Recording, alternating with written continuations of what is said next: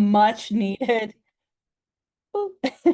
a much needed PD, bringing her vast experience and deep knowledge to the conversation. We're incredibly fortunate to have her with us. Please join me in welcoming Dr. West-Olatunji, everyone. You're muted, Dr. West.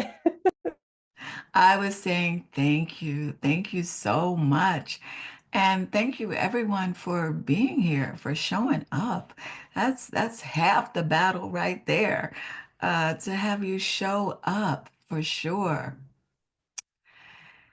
So, you know, when the research committee of CSJ asked me to speak, of course, I wanted to speak to the moment, of course.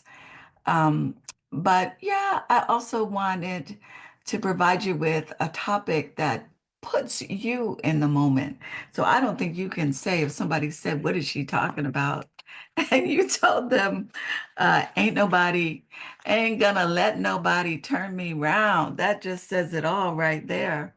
You have to say it with an attitude. So you have to own it. And to start off, I think we can get a little audio with this. Let's see if I was able to do it right. Because that's what was in my head.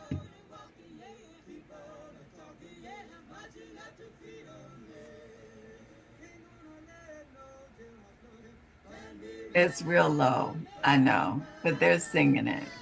If you've never heard it, you can Google it. It's all over the internet and so on. A lot of times during the civil rights movement, as people were marching, they were singing this song. And it brings into question this issue of, what does it take? What does it take to be able to speak up? How do you have courage? How do you have the moral authority to speak out against sometimes entities that are much greater than ourselves? But this is something that we do.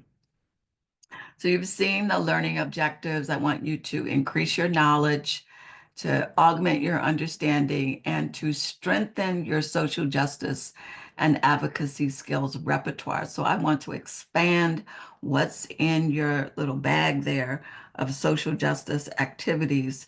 But we're going to get into that a little bit. So I want to start by talking about collective social action. So when I think about social justice, uh, it is grounded in my identity as a professional counselor. So it's no happenstance that I got into counseling. Counseling um, calls to me. I was much older than your average beginning student coming into counseling. I didn't even know it existed. And when I discovered it, I just was so excited. I couldn't believe that there was a whole discipline that had the same worldview that I had. And it brought me to where I am now, even retired. I have a very strong counselor identity. I'm also a disruptor. So you can imagine when I learned the history of how counseling, uh, well, sort of part of the story of how counseling got started, it was about disruption. It was about psychologists in APA who disrupted a meeting. So business as usual. And they said, "You're not listening to us. You are not listening to what it is that we're saying about what therapy should look like." And as a result of their disruption came Division 17. So, not all of who we are comes from that, but a good part of who we are. It's hard to be a counselor and not have an attitude because even today we deal with a lot of marginalization and attitude. Second, when I think again about my identity, of course, I have a very strong multicultural counseling identity. I grew up professionally in AMCD. I dedicated a lot of my professional work and service to AMCD. And so I think about those people as disruptors. And they did the same thing. They were sitting in a governing council meeting of the American Counseling Association. It wasn't called that then, but it is now. And they disrupted. They caused good trouble. And through that, they created the Association for Non-White Concerns, ANWIC, that eventually became AMCD. So as a counselor, uh, my identity is just wrapped in disruption and the need to speak up and out and use my voice. But I don't just want to talk about us. I think probably the most momentous experience I've had as a counselor educator is partnering with an eminent historian, Dr. V.P. Franklin, who asked if I would work with him and create an experience for students where they engaged in historical research about youth and the civil rights movement. Now, I didn't know, I mean, I knew some, of course, I lived through some of that experience, but I always thought when we talked about youth and the civil rights movement, we were talking about college students integrating, you know, uh, schools integrating lunchrooms, lunch counters, stores, etc. But these were college students who were doing that. I had no idea. And as a result of engaging in that work over, I think, 2 years and utilizing the students in my classes to engage in research semester after semester after semester, I began to get a very different picture. And I realized that I had sort of bought into the Hollywood version of what civil rights, of what the civil rights movement was all about. So I began to realize that you have to groom people in order for them to have moral authority. And that is something that we need to take to heart. This idea of moral authority and how do we groom that? How do we make that happen? So I want to offer to you this idea of taking action and looking at youth. The wonderful thing about being young, some people say, life is wasted on the youth. But I would challenge that. Even now, I spend a lot of time with young people. So I'm no longer sitting on campus as a professor, but I enrolled in, some of you know, in photography with undergraduates at one of the local universities. So now I'm hanging out with 19 and 20-year-olds. And I have to tell you, I have been impressed, very impressed with these young people. Yeah, of course, they do have some needs that need to be addressed, but they also have lots of gifts. And I think one of the gifts of youth is just bravery, of courage. They're not thinking about jobs. They're not thinking about tenure. They're not thinking about their doctoral studies. They're not afraid of those things. They're not worried about those things. And so they step forward without fear. And so I want to give you three examples. So one, looking at Chicano high school students. Now, very few people know about their civic engagement, about their disruption. But back in the 1960s, these students who said, you know what, y'all not talk about me. It's like, why should I get so excited about being so grateful about being in school here and having this experience when I can see that you are dismissing me? I'm absent, right, uh, from the way in which the pedagogy is being presented, and they resisted and they walked out. They planned it, They put a time on it. And when that clock struck the hour, they got up and walked out. They're not alone. This happened during the 60s throughout the US, but it also happened in South Africa. Many of you might know about apartheid in South Africa. But what really got the attention of people worldwide was the Soweto uprising, where the children walked out because, again, they said, y'all not talking to me. So I'm not talking to you. And they walked out. So there are many points in history where children organized. So they didn't, like Rosa Parks, they didn't just respond emotionally to what was going on. They organized, right? So they formed a collective front. They had they were passionate, but they were also quite strategic. And then also, I bring to you a community event of Stonewall Uprising. So if you have not had an opportunity to really read about this idea of good trouble, of people saying, you have no right to be able to do this. I stand here with moral authority as a human being, and you have no right. So it's important for us to use history to be able to not only inform us, but buck us up.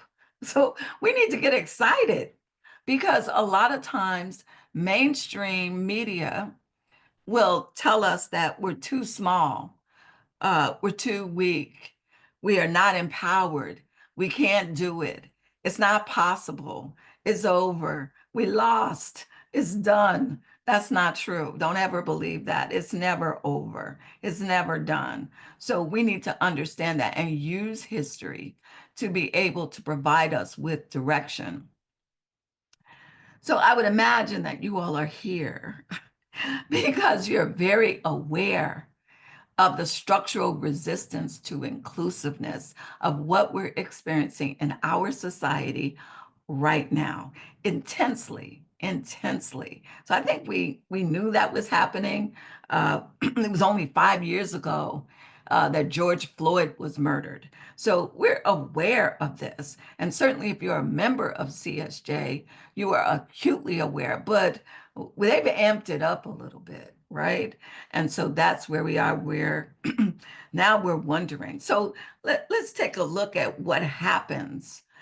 How do we get to this point and to be able to decide? So for some of you, this might allow you to be able to clearly articulate to some people who are doubters, some people who just are unaware, unknowledgeable, uninformed, misinformed, to be able to talk to them. So the first is book banning. So if you want to try to control people's minds, the first thing you do is ban books, right? That is the first thing that happens. And this idea of book banning has been ramped up. It has been steadily increasing even before the election, the presidential election last fall. But even before that, there has been this growing movement to ban certain books. Now, why is that so important? So for people who are conscious, and also are disruptors, of course. The minute you say, I can't read that book, I'm going to look for that book because that book must be pretty important to me being a disruptor. So it's important for us to think about that. What does that mean? What does that mean not only in the broader world, but what does that mean in counseling? So, don't think, oh, they're just talking about novels. They're just talking about those documentaries that are out there. Nah, it's like draw a line in the sand, right? Don't wait until they come for you. Don't wait. You have to say, oh no, Because once you do that and everybody accepts that, right? Then they're going to come for counseling books. They're going to come for that. So, and you can see how they are beginning to encroach upon not only businesses, not only government organizations and offices, but they're also encroaching upon professional associations. So it is important. I remember when I was ACA president, and there were events that were going on, and I wanted to respond to those events. And I knew what I wanted to say about those things. But when I presented a statement, it had to go through the legal department to see what would the fallout be, right? And be able to do that. Fortunately, I was able to go ahead and respond to some of those situations to speak to the membership, right? To be able to talk to 55,000 members to say, this is our role, this is our moment. We cannot stand by and say, what does that have to do with my 50 minutes? No, no. So I know I'm preaching to the choir here. You already know this, but I want to really emphasize this for you about where we are right now. The second thing I want to talk to you about is erasure. Some people call it archival erasure. But here we go through systematically, right? Removing words from textbooks and websites and other public spaces, right? So it's important when we see that we counter that we challenge that we try to reverse that as much as possible to be able to do that. Again, the issue is that they may be talking about topics that may not be important to you right now. But if you let them do that with those books and websites and public spaces, then they're going to come for you and the things that are important to you. And then they're able to say and do whatever because people will begin believing it. So we can't allow that to happen. Erasure is not acceptable, and we need to challenge that. Second, they began removing individuals from public view that visibly, audibly, or philosophically represent views that counter these biased beliefs that are out there. So that's why you see people being intimidated and bullied, right, in terms of losing their jobs, right, and people being asked, well, if you stay, then you have to do what we say and begin this process of eliminating things. And so that has begun. You're seeing that right now and we need to counter that. Third, removing images that reflect the existence of people, right? So you can't just erase the words that people have. You just can't erase the graphic images that are out there and so on. And you have to also erase the people. So all of those things begin to happen as part of this idea of archival erasure. And again, I'm saying you're seeing those things out there in the general world, but they will begin to creep into your profession so that we begin to look like counseling back in the 1940s and 50s. And we don't want that, not at all.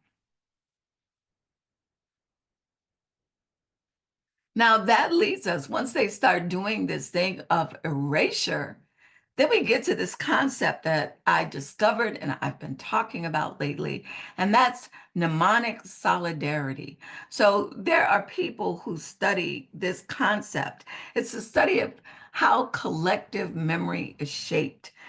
They've looked at people who've gone through big catastrophic events. Like the Jewish Holocaust, for example.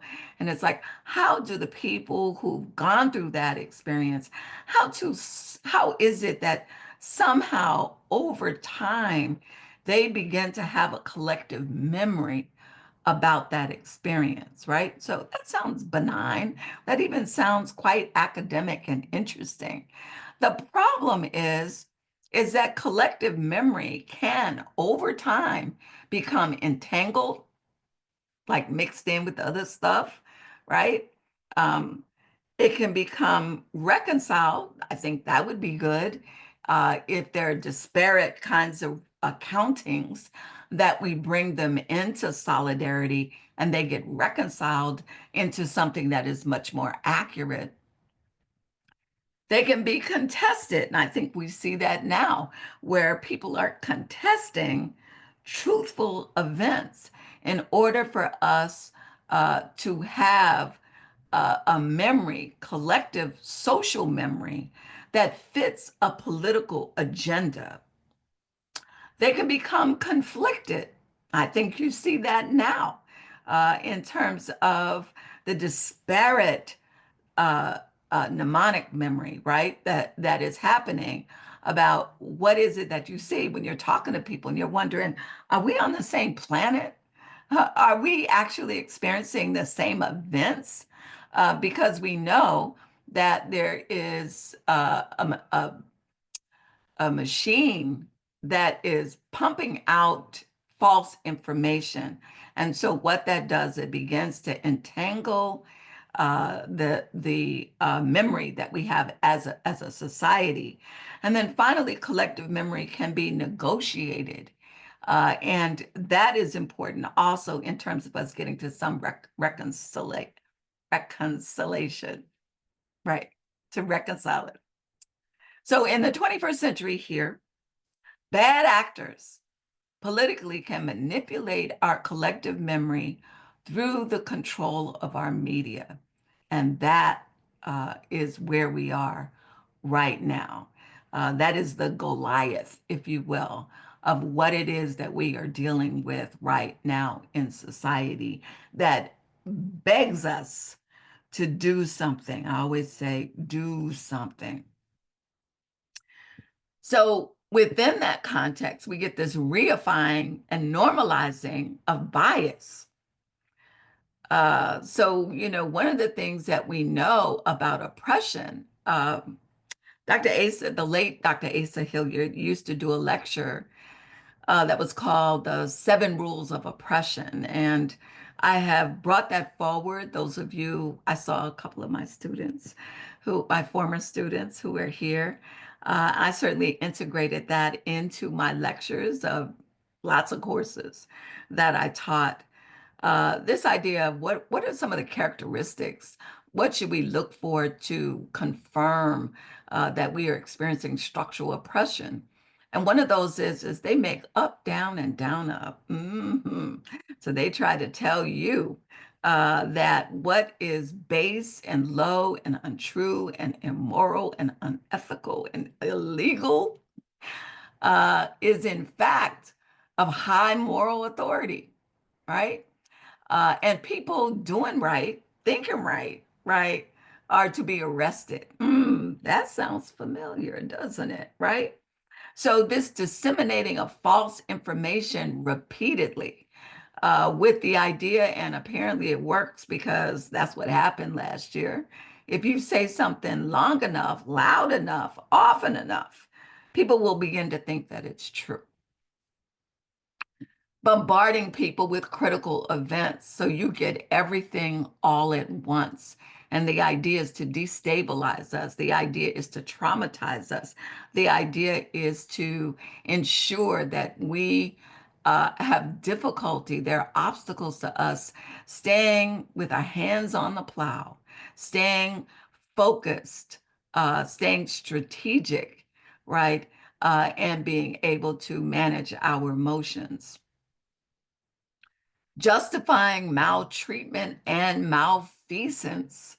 So that is really about utilizing, weaponizing laws and protocols and policies to be able to punish people for thinking differently. And then, of course, the opposite, which is rewarding immoral behavior. So reifying and normalizing bias as though it's all right. It's quite all right. It's the okey doke. It's not. It's not. Don't go for that. So what am I recommending to you in terms of things that you need to do? And I asked the question, I wrote an article a while ago, and it was about, I think it was called If Not Now, When? But I'm asking here, if not you, who? Why would you wait? Why would you wait? Why would you wait for them to come to you, to come for you? If not you, who? Why you're waiting for somebody else to take care of it? You think that some organization, some lawyer, some judge, some legislator, somebody else who seems to be more courageous than you, you're thinking somebody else is going to do that. Well, no, no, you need to do that. You need to do it, and you need to do it now. Don't wait. So the first step is to acquire accurate information. Um, and we are overloaded with information. We are in a information overload era. And somebody must be thinking, hypothesizing, surmising that the more information you have, the better decisions that you're going to make. It is not true, not true, particularly when not all the information that we get is accurate, right? So it means that we need to have different skills. The skills we need to have are not how to get information. Information is at our fingertips. We get so much information. We need to counter it, right? We need to combat it. We get so much information. Even when we don't want it, we're getting information. That is not the skill for the 21st century. The skill for the 21st century is to discern information.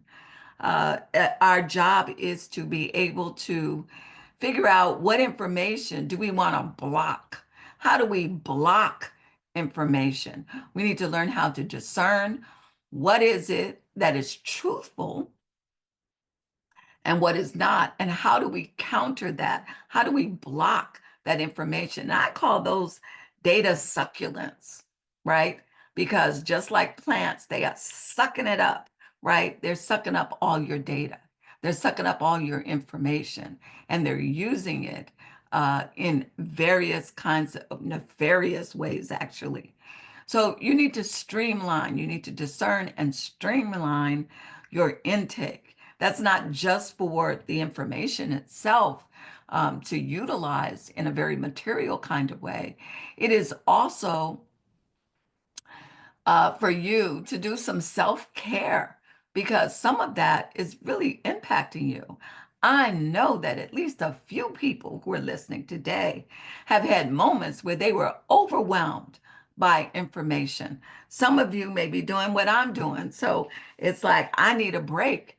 So I am watching reruns of Perry Mason, Columbo. It's like, I need to do anything to be able to give my brain a break. I need to take walks on the lake and in the park. I need to be with friends and not talk about politics. I need to have these moments where I replenish my soul, my spirit, right, and my mind. So we need to do that. We need to look and do the research to find where can we find unbiased news? Where can we get information? We need to teach other people. How do you go about doing that? And I can't tell you how many PhDs I have had to talk to as they are showing me, quote unquote, facts on their phones. And I would look at that and I would say, well, where is that coming from? I don't know. I said, well, let's take a look now. Where's that coming from? Okay, well, who owns that? Right? So who is this? What voice is this? Unearth it. Pull up the rug to be able to reveal, have transparency in terms of where data is coming from. Where is it coming from? Locate factual sources. Form an information network of colleagues and friends. So we already have networks. We're already doing group chats and group messages and all kinds of group this and that. So let's use that for good. Let's form information networks where we share information. Some of you might know I did a lot of work around disaster mental health. And in working with people after major disasters, one, of course, is Hurricane Katrina in the Gulf Coast area. And I had an opportunity to watch young people, like K-12 young people, find each other using their phones. Because, of course, as people spread out and evacuated, right, the city and left, we often didn't know where people were, where did they land. And so I watched the children do it first, where they were connecting with each other and creating an information network. So we know in times of crisis, it's important, and you do it before the crisis, not after. So we need to formulate those now. We have no idea what's going to happen tomorrow, and we need to make sure that we have our information networks in place. So once you have the information, gather and organize it, just like you would do for research. You need to do that. Those are the skills that we need in the 21st century. We need them now, and we need to share this information with others. If not you, who then would it be? Second recommendation. Now we're back to what I was talking about, what about a decade ago? If not now, when? And this is really a response to gradualism. Well, we're going to get to it. Well, it'll happen. Well, it's on our agenda. We can't do things too quickly now. Yeah, we can. We absolutely can. Because it's like, I know for my people, I'll speak for myself. It's like in this context, in this space, on this ground that we're in, over 400 years, I'd say that's long enough to wait. So now it's like, no, take action. I always say, don't come to me complaining about something. Do something. Do something. Take action. Always do something. Now, when I would say that, when I was teaching classes, the students always thought I was talking about marching and protesting in the streets. And I had to teach them, hey, do something that relates to and is consistent with and conforms with your personality. Not everybody is an extrovert. Not everybody is that courageous. So do something that you can do. Can you write a letter? Yeah, write a letter, complain, say something, explain what's wrong with this action, make a phone call, right? So I had been a person who wrote letters, protested, definitely disruptive, boycott, resist. But the call the policymaker, I'd never done that. I mean, I can say as the ACA president, sure, I was meeting with policymakers. Yes, I was speaking on behalf. But it's quite different when you're doing it as a single individual. And when you call your policymakers, you have to step out there. You can't even talk with them unless you say who you are and where you live and your phone number. So, so you're out there. You're all out there, right? So it's like, okay, I'm gonna do it. I'm gonna do it. I'm gonna do it. Well, okay, I called my first policymaker. I had a script, of course, because I'm in community. And I got about halfway through that and got too excited. I just became more and more empowered the more I talked. By the time I got to the second legislator, policymaker, I was all off script. You can only imagine what I was saying.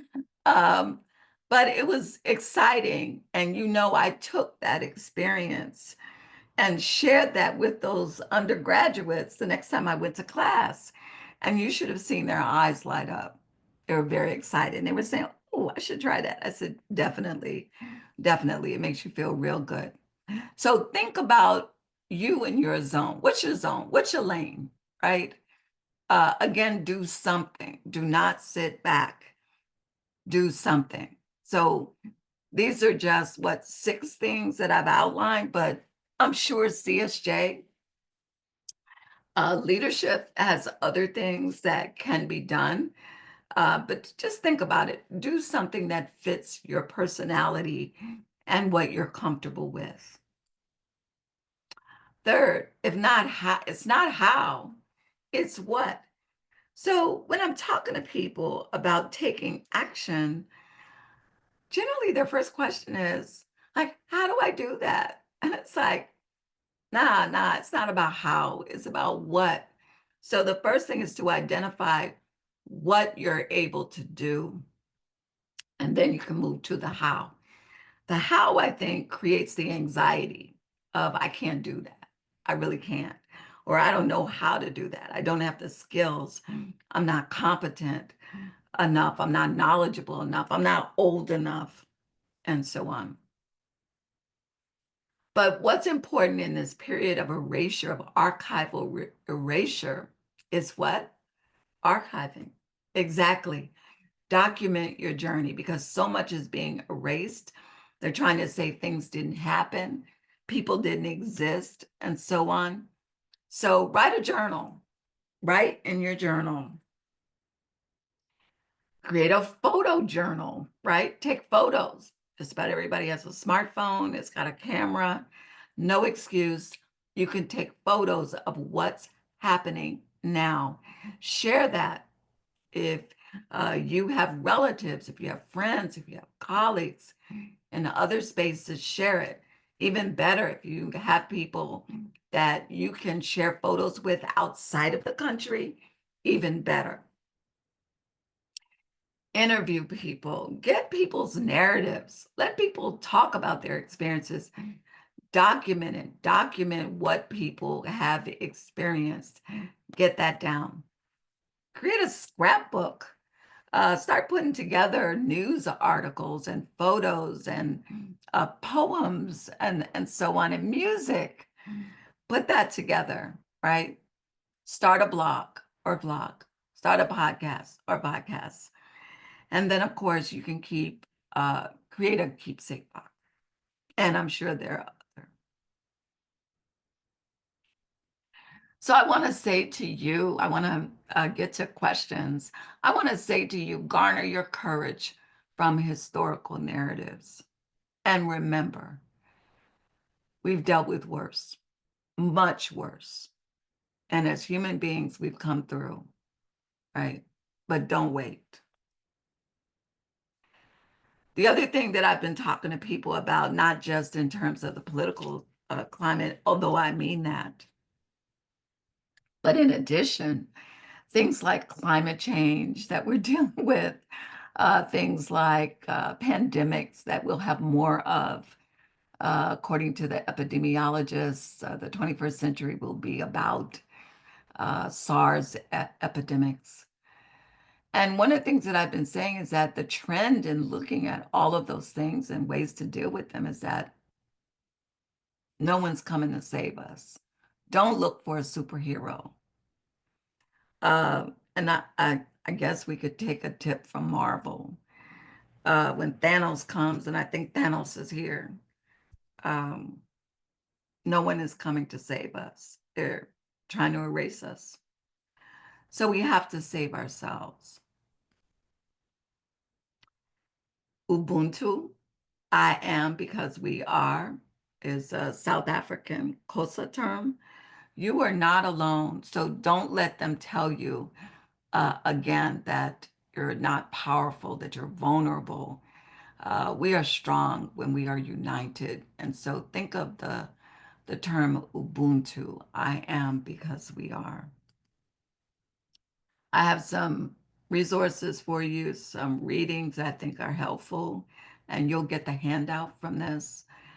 Some videos that might inspire you. And then, of course, I always encourage you to connect with me, and some of you already are. So if you want to know more, contact me.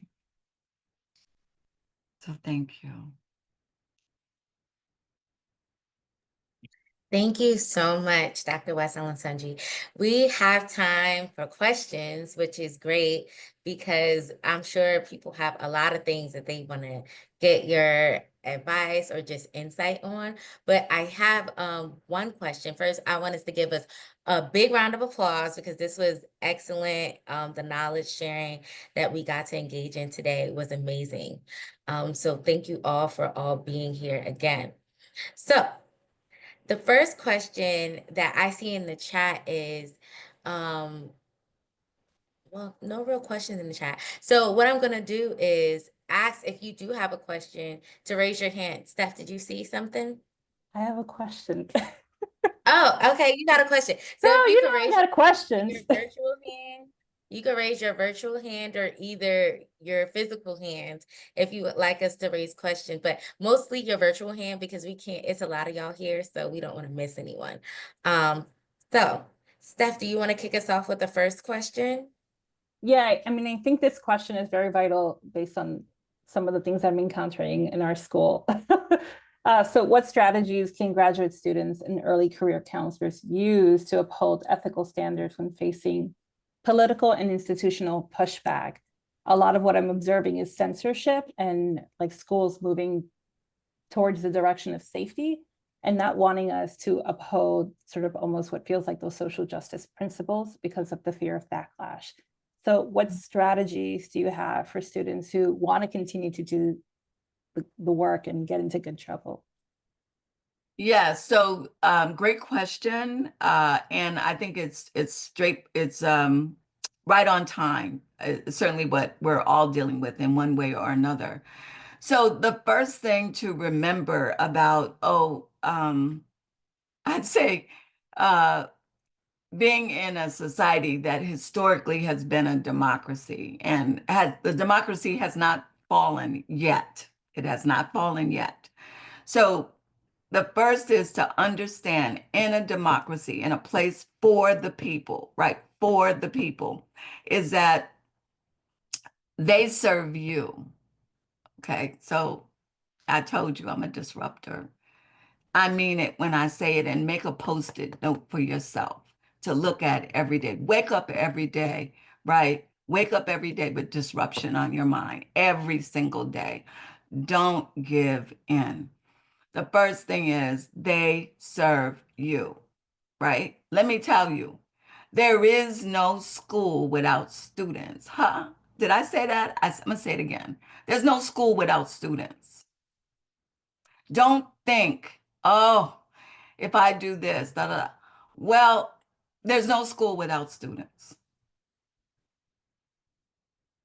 So it's like that, first of all, you have the upper hand. You are not vulnerable. You are powerful. The most powerful people on a campus are who? Not the faculty, because they get rid of us real quick.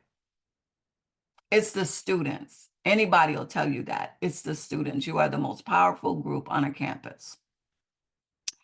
And they may act like this, but in the end, they are terrified. And at a moment in history when enrollment is falling at universities, they do not want to upset their students. So you've got to get their attention. Now, I'm not going to tell you, again, I've given you a whole spectrum of things that you can do based upon your level of comfort and your personality.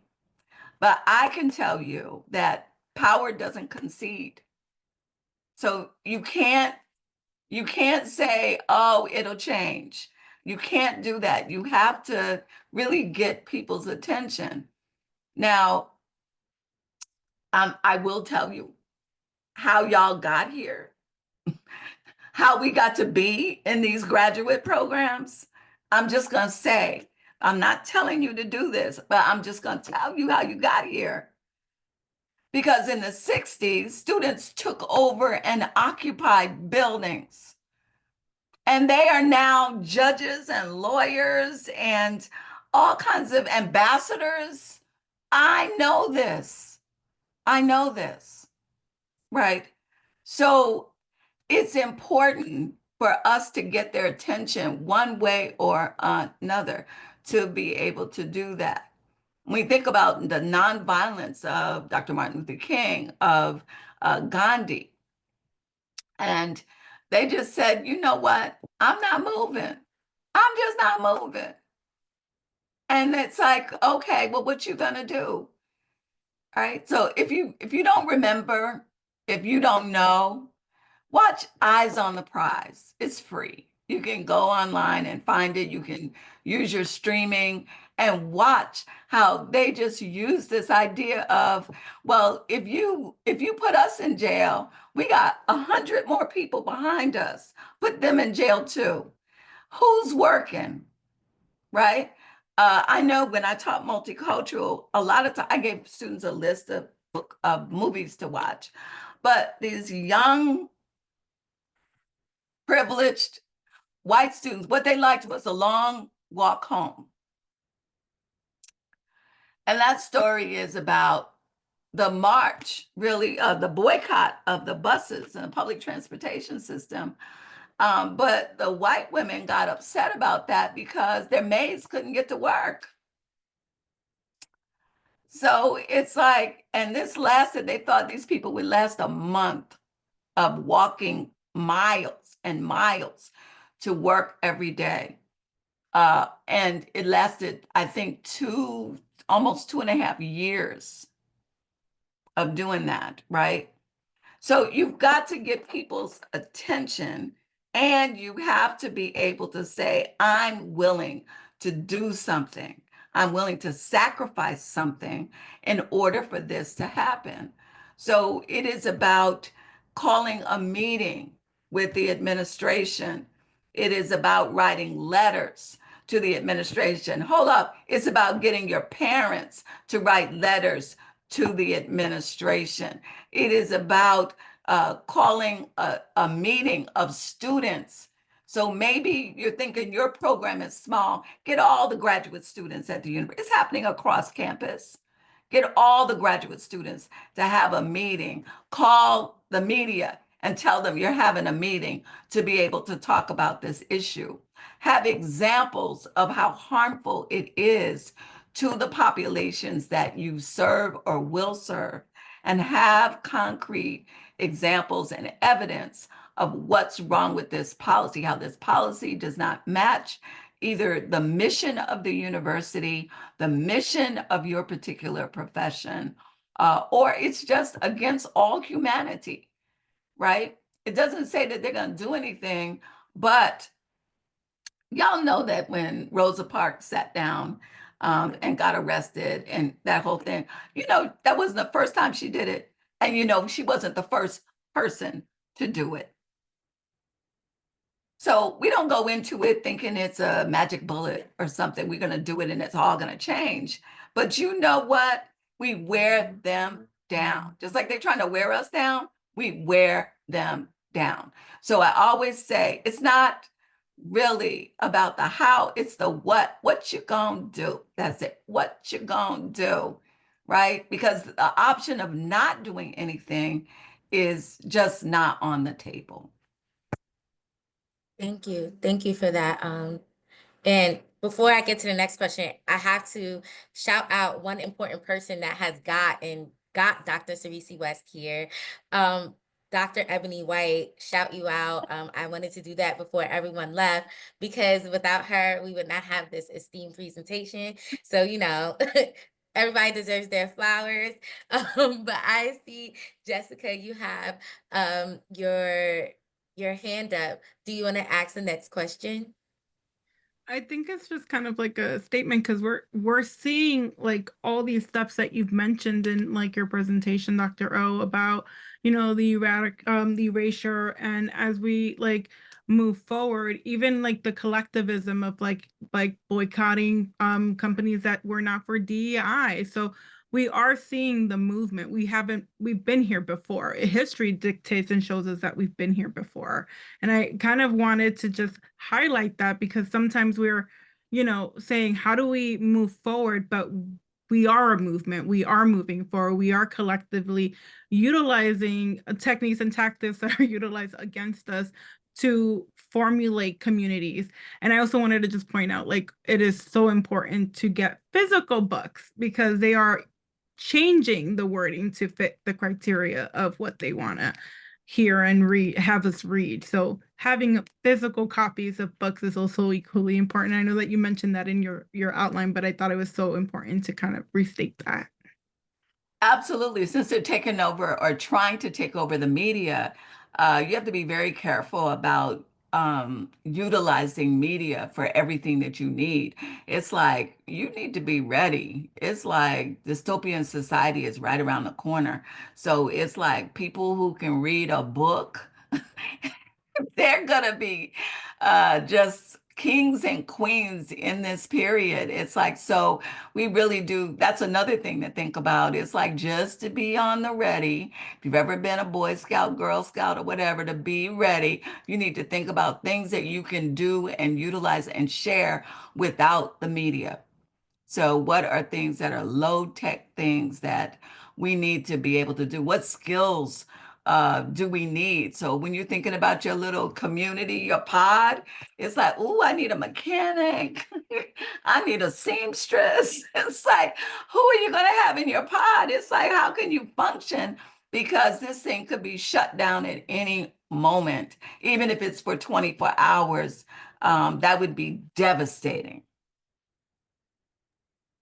Yes.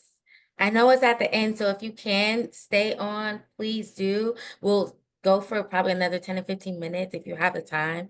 But we already put the survey in the chat. If you do need to go, make sure you fill it out so that you get your CEU before you go. But thank you for everyone that came out to see and witness this presentation. We're going to keep going for a little while, but I know some people need to drop off, so we want to honor all of your time. Madeline? Hi, thank you. I'm here with my partner who has a question. Oh, hi, hello. First, thank you again for this opportunity. It's great to hear Dr. West along. Oh, it's a little low. Do you mind? Yes. Oh, we got it. Can you hear me a little better? Yes. Yes. So I wanted to ask, specifically from my situation, I do a lot of volunteer work within sort of quote unquote at-risk community, teaching youth sort of art skills and sort of using that as a coping mechanism for their situations. And I wanted to ask if you had any perspective on bringing some of the grassroots organizing ideas that you're talking about and moving them into sort of community outreach spaces where we already are sort of working and doing work. Like how could like the person volunteering at the rec center, how could we integrate some of these ideas into that space? Yeah, definitely. It's like, so when we connect to the community, it just immediately activates the brain and people start asking critical questions. You don't have to do anything. All you need to do is bring them in. Bringing in community people into your space, into your classroom. Let the children ask questions of community people about what they do and what they experience. Those narratives are so important. And then for them to think about what do they want to do with that? How do they want to express that? How do they want to use art to be able to do that? Talking to your colleagues who teach in other areas to do the same. Whatever it is you're doing, bring in community people. There's so many examples of that happening. Certainly, I've done it. So, and Dr. Michael Brooks, I remember one time he just started teaching his class in a public housing development in their community office space. And it just ignited students asking questions. I know I've done similar kinds of things to teach the class in the community, in the school, into a Title I low income school, a low resource school, or things like that. Those things happen. And we can do that. So it is about helping people to see and understand, what life was like. There are also stories. There's trying to think of the name. The book is about Capitol High School in Philadelphia, and then they replicated that study down in the Mississippi Delta. And what they did is they took kids at a low resource school and they asked them to go out into the community and interview the elders in the community, in their community. So these are students who were like D students, C students who were failing out, at risk for leaving and dropping out of school. And as they started going around and getting these stories, number one, they started to experience a sense of pride because they started hearing stories they had never heard before. And a lot of it is about how people resisted. Up until then, they just looked like people who were down and out, who put up with anything and so on. But they heard these stories and they began to become empowered. They began to experience the moral authority to speak out. You can imagine as they tell the story now then they want to disseminate it, so they want to put together these stories. So what happens? Their writing skills get better, their oral presentation skills get better, their language arts skills, they became A and B students, not just even in language arts, it spilled over into everything. So we know that engagement does a lot of things. It multitasks. It does a lot of things. It excites students. They become engaged. It helps them to have a reason for learning. It is a way to scaffold their learning from where they are to where you want them to be. It is culture centered. It contextualizes everything within an area that matters to them. And then, of course, it helps them to think critically. So we can share experiences with students without saying it's social justice, without using any DEI words. And when we share those experiences, students will begin to ask critical questions about their lives. Thank you. That was a beautiful answer. Oh, go ahead, Madeline. I see you unmuted. Oh yeah, I was just gonna say thank you. You're welcome. So, Dr. Bernardo Johnson, I see you have a question. We'll let you be the last question for this time. But if any of you have any more insights, we do hope you will join CSJ. And we're a community of people, and we hope that you all will, if you have questions, there's always here groups and people here to support you and answer anything that you need. So we'll end with you, Dr. Bernardo Johnson. All right. Hello, Dr. West-Olatunji. It's an honor to be in your presence. Hi, Chantrell. How you doing? Hi. I served as your TA many, many years ago. Oh, yes. Okay. So, I made sure I took some notes, and I guess for me, my biggest question I'm gonna ask is, what can I do when I may be more introverted when it comes to the disruption part? Yeah, so you have to sit down and ask yourself about, well, first, let me say, I've seen your writing, and I would say you're not as much an introvert in writing than you think. So you speak very clearly in a very strong voice in writing. So maybe that's your strength. So maybe you're the person in your pod, in your group, who does the writing. Okay. So you're the one who writes an article that goes in the paper. You're the one who does an opinion piece that goes into the paper. You're the one who writes the letter that goes to the chancellor of the university. You're the one who does the writing and so on. So I know a lot of people like that. Even some of those people are on the down low. I'm telling you, you would look at some of these people and you would think, ooh, they look like a redneck racist. And they use that. They use that as an ally because then people tell them secrets, tell them all kinds of stuff. Oh, so okay, so here's another thing that I found out late in life. So I of course I would love Harriet Tubman, right?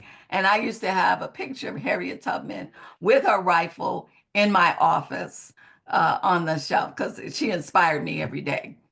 But then it only like in the last maybe 5 or 10 years, I found out about, and I'm telling you, I've done her bio before, but somehow it just didn't sink. She was a spy. I was like, get out of here. Yes, she worked for the Confederate Army as a cook. And she was never caught. They never knew how all their secrets were getting out, right? And how the other side knew exactly what was going on. Even when she left and would go off to tell them what was going on and come back, they still never figured it out. Never to this, well, of course, they know now. But it's like, yes.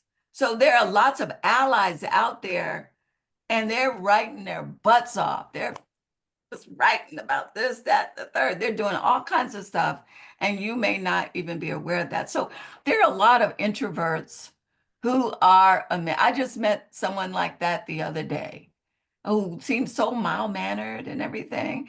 And then I was reading some of his work, and I was like, holy smokes. It's like, whoa, he is just off the chain, saying things that I'm not sure if I've said verbally, but in writing, he is revolutionary. And those words need to be there. We need those to cite it, to quote it, right? We need those words. So words are powerful. That's why they're trying to erase them. We need your word, Chantrell. So keep writing, keep writing. Share your writing and offer your writing to others. Maybe you'll do a blog. Maybe that's what you want to do, is to get your words out there so other people can use them. Thank you. I needed to hear that, so I put it on my Post-it, and I'm glad I see some of my members of my community here and my accountability partners, and I appreciate it. So I needed that. Awesome. Thank you all so much. This has been so powerful. I want to first thank you, Stephanie, for helping me bring this vision along and making it so impactful. And then last but not least, we definitely want to thank CSJ, but Dr. Sarisi West-Olatunji, you have been absolutely magnificent to give us your time on a Friday afternoon in this economy and this day and age. Thank you very much. We are forever grateful for you, and our gratitude extends. So thank you so much. Thank you for the invite. It was a pleasure. Have a great day. And don't forget to fill out the survey, y'all, so y'all can get the CEUs. We do want y'all to get, everything that you all need for coming. And no, Have a so great day. we're gonna make a comment about the handout. Yeah. Okay. So thank you all for attending. Because you registered for the event today, we have captured all of your email. Dr. West-Olatunji has been so gracious to provide us with a PDF of her slides from today. So those will be sent out to you as well. Don't forget to complete your evaluation, and your CE units will be emailed to you as soon as you complete that. Thank you so much for attending, everyone. Have a great weekend.